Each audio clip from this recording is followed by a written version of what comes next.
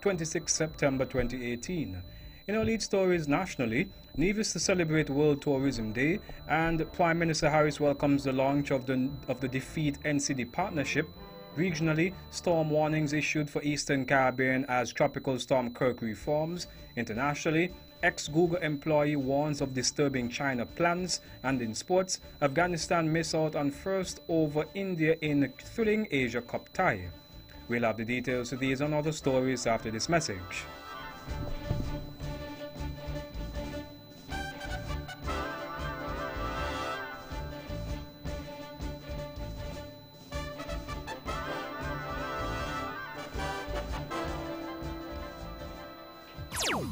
Another look. Different from how you've seen it before. Another look. Takes an in-depth look into business, politics, science, technology, religion, and more.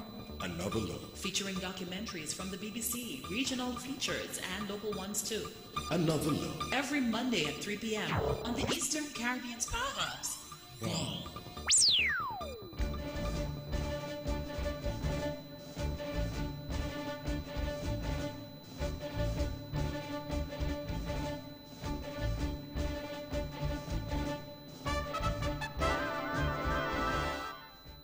Welcome back, and now on to the national news in detail.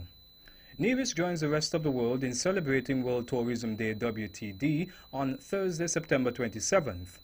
The day serves as a unique opportunity to raise awareness on tourism's actual and potential contribution to sustainable development. This year's WTD will help to put the opportunities provided to tourism by technological advances including big data, artificial intelligence and digital platforms on the map of sustainable development. Here on Nevis, the Ministry of Tourism has planned a number of activities to highlight the theme Tourism and the Digital Transformation.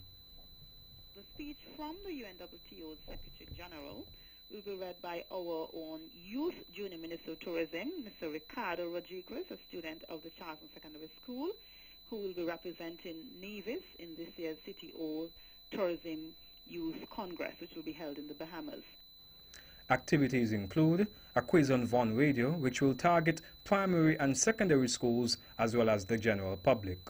What we are asking persons to do, as you're on your Facebook or your WhatsApp, please take a lovely photo of Nevis and send it to your friends.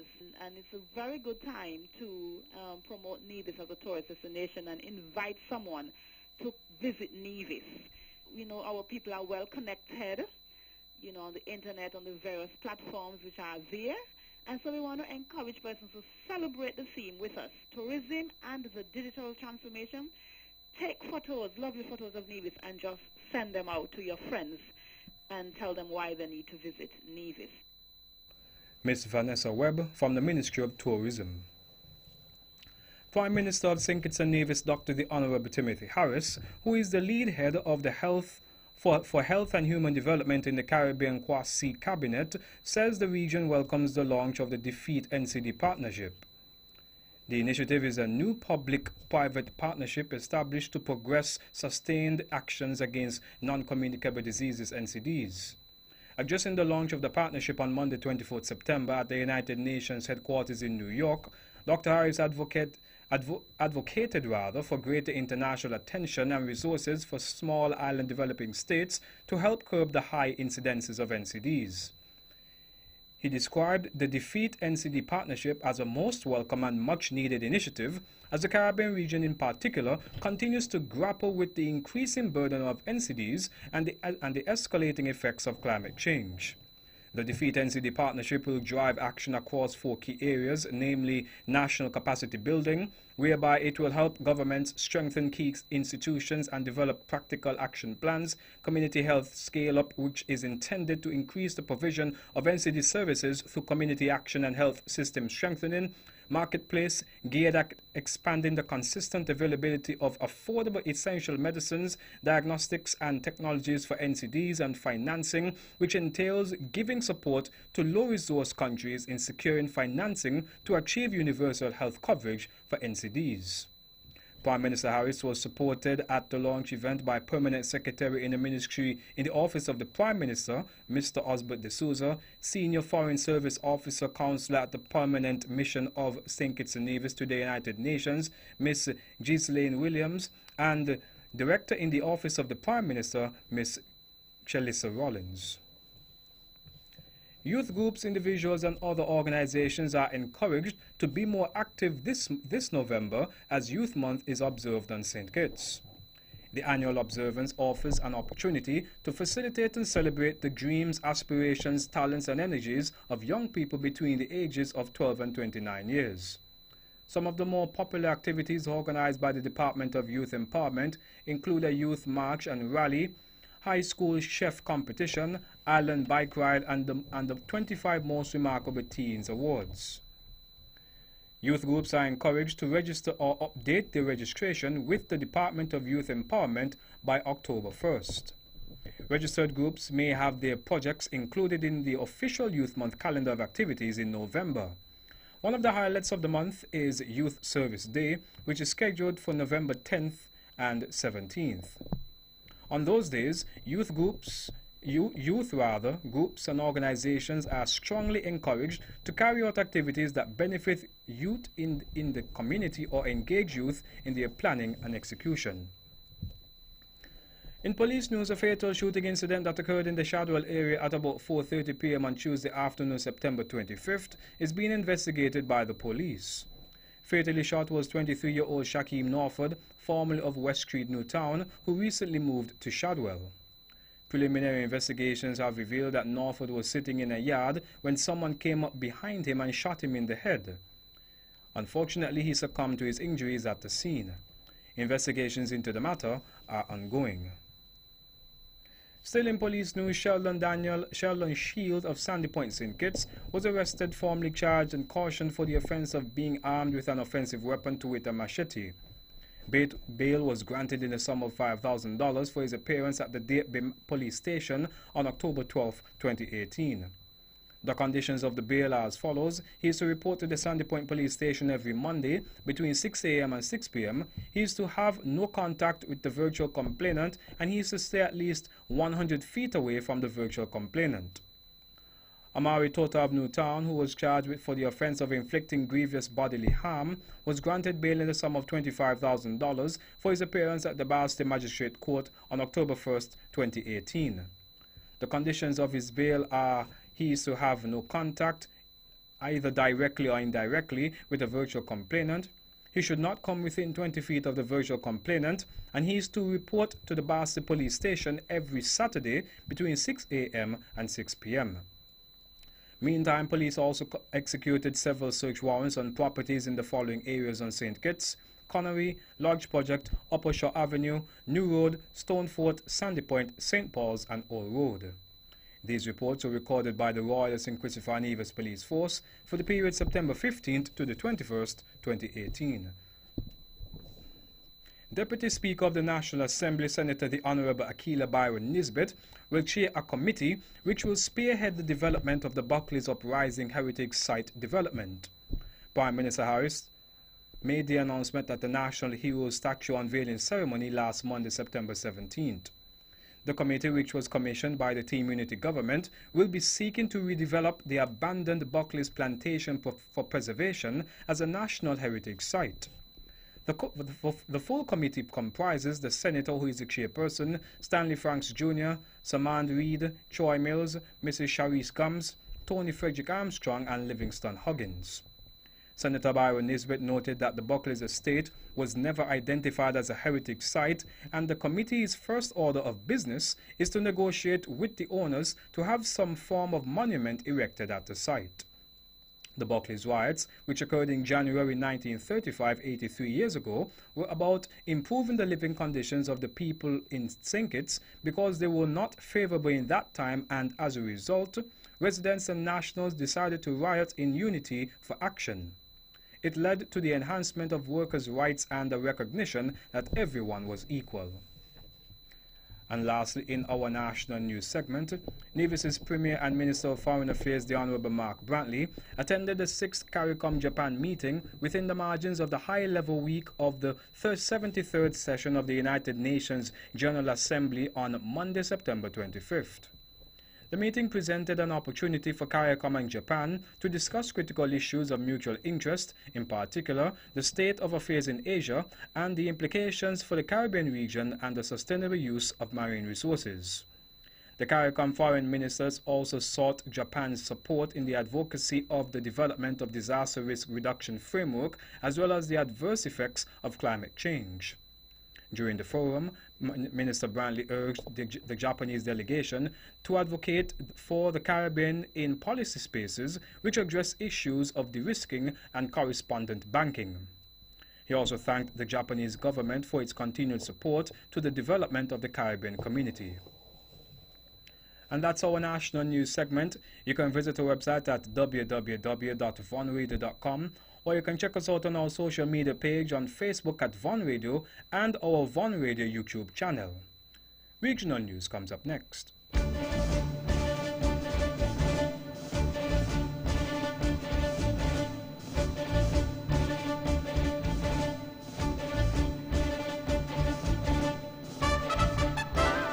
Home.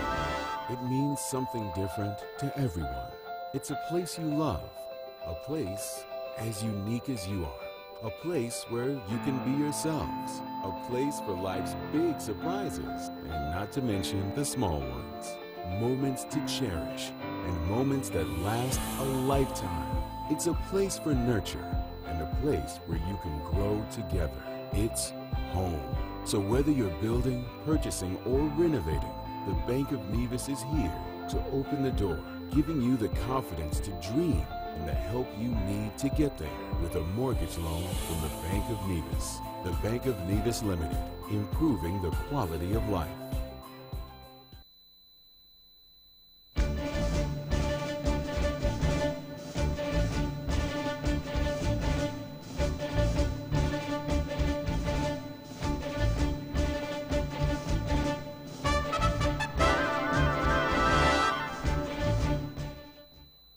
Welcome back and now on to the regional news.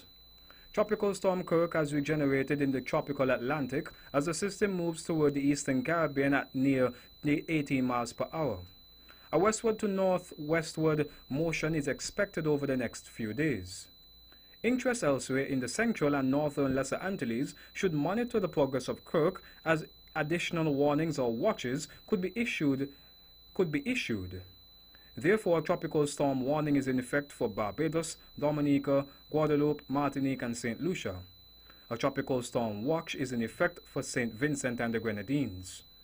A westward to west-northwestward motion is expected over the next few days, and on the forecast track, the center will move over the Lesser Antilles within the tropical storm warning area on Thursday night.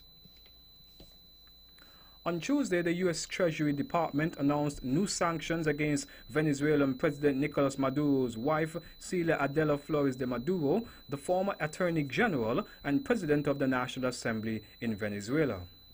Delcy Rodriguez, the Executive Vice President, Jorge Rodriguez, Minister of Communication and Information, and Vladimir Podrino, the Defense Minister, also were sanctioned by the U.S. government. Treasury Secretary Stephen M. Mnuchin said in a statement, "We are continuing to designate loyalists who enable Maduro to solidify his hold on the military and the government while the Venezuelan people suffer." In addition to barring Americans from doing business with them, the U.S. will also seize any financial assets belonging to them in the United States. The U.S. has been putting pressure on Maduro's inner circle to weaken his grip of power, as the people of Venezuela continue to suffer hyperinflation, food shortages, and a decline in oil shortage. Out of Guyana, the Finance Minister of Guyana, Winston Jordan, and his delegation arrived in Kuwait City on Saturday and held a flurry of meetings with government officials and the private sector to showcase Guyana as an investment destination while also addressing Guyana's existing debt to Kuwait. The Guyana delegation included the Minister of Public Infrastructure, David Patterson, and Head of Debt Management at the Ministry of Finance, Donna Marie Yearwood. Jordan told the meetings that Guyana is open with good incentives and concessions available to investors. He also informed his audience of Guyana's new oil and gas discoveries and its transformative impact on the economy.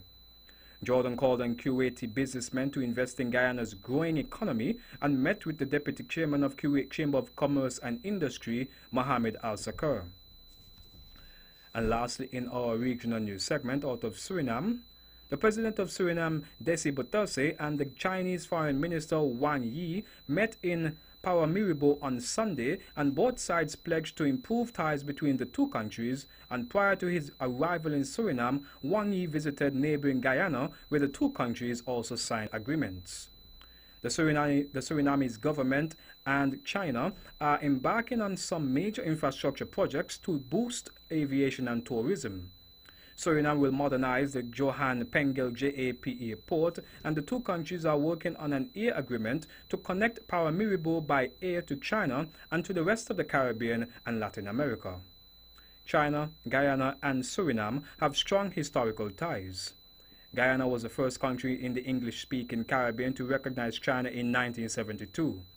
This was the first visit by a Chinese foreign minister to Suriname. These three countries share a historic friendship, and Guyana and Suriname highly value that relationship, which goes back about 160 years when the first Chinese settled in the Guyanas. And that's our regional news segment. Stay with us for news around the world.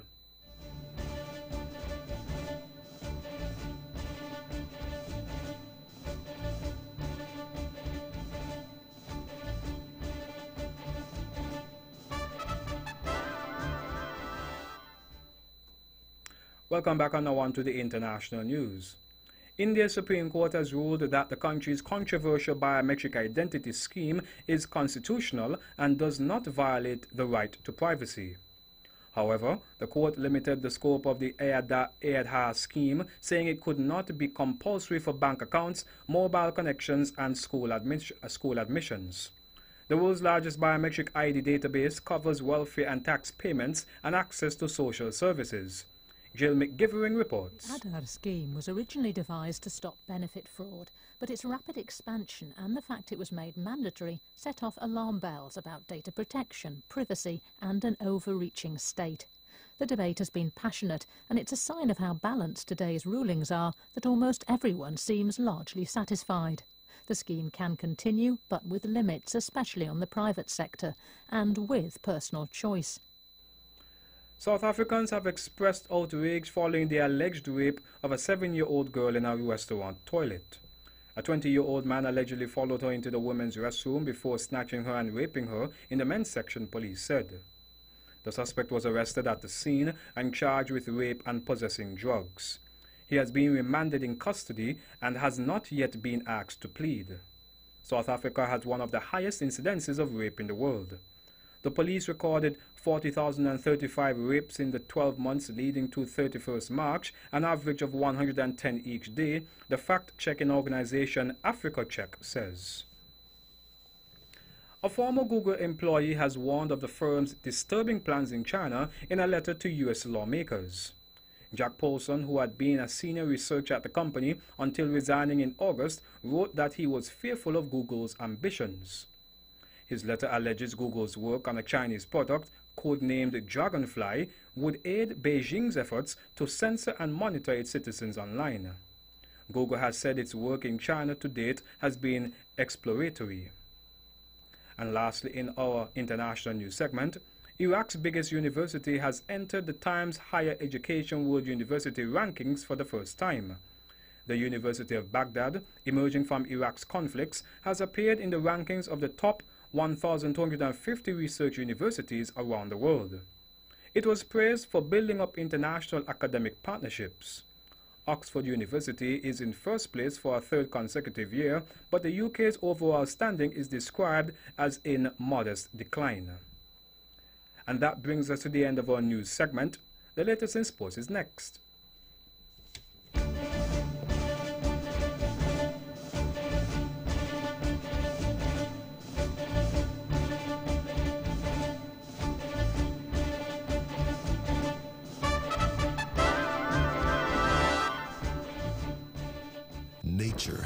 natural course, and there's nothing we can do about that.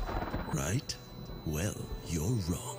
Let TDC Insurance help you when nature strikes by rebuilding your damaged property and getting you back on your feet in no time. This is why you need to ensure your property investment is fully covered with insurance from TDCIC. We've got your back. Visit us on the corner of West Independence Square Street and Bank Street. TDC Insurance Company, guaranteeing you peace of mind.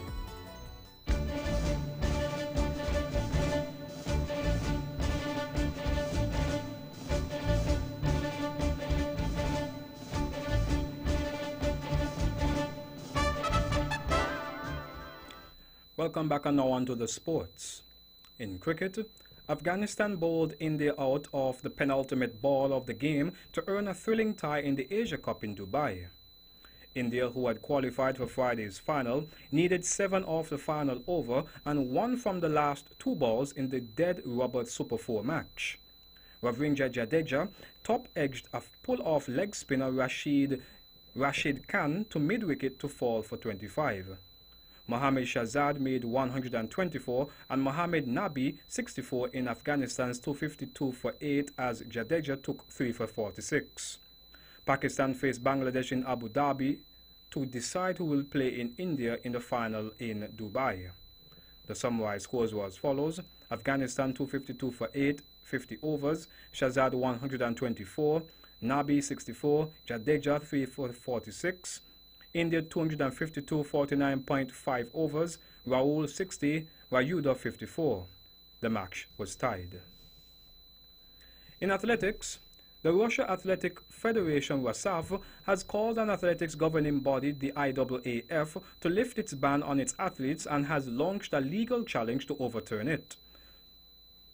Last week, WADA ended its 3-year suspension of Russia's anti-doping agency.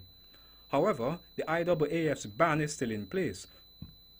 The Russian anti-doping agency RASADA had been suspended since 2015 over alleged state-backed doping after it was accused of covering up drug abuse, including while the country hosted the 2014 Sochi Winter Olympics in a WADA-commissioned report.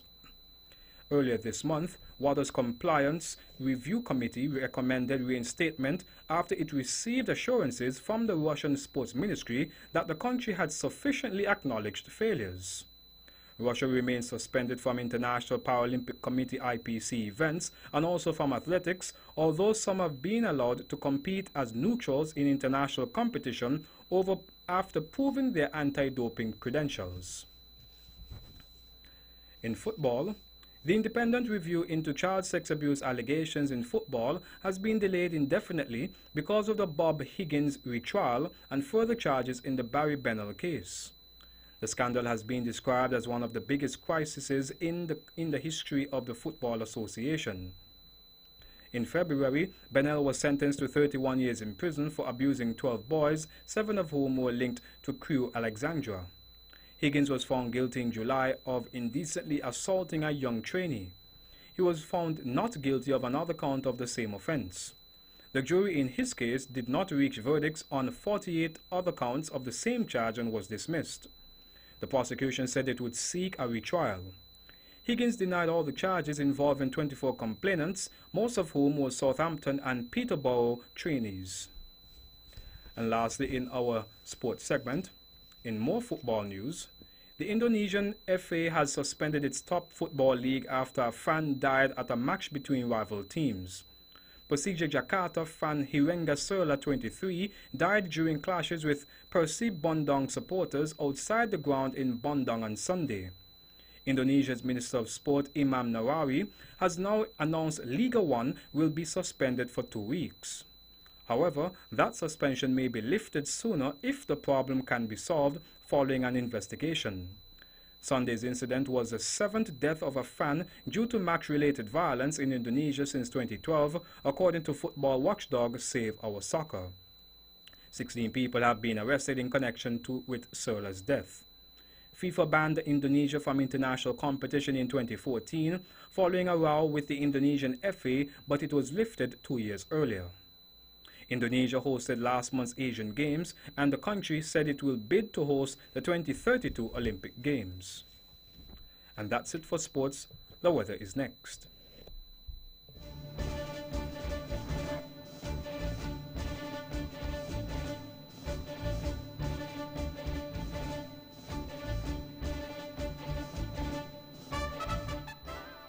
Welcome back. Tonight's weather will continue to be partly cloudy to cloudy and hazy with a 30% or low chance of showers.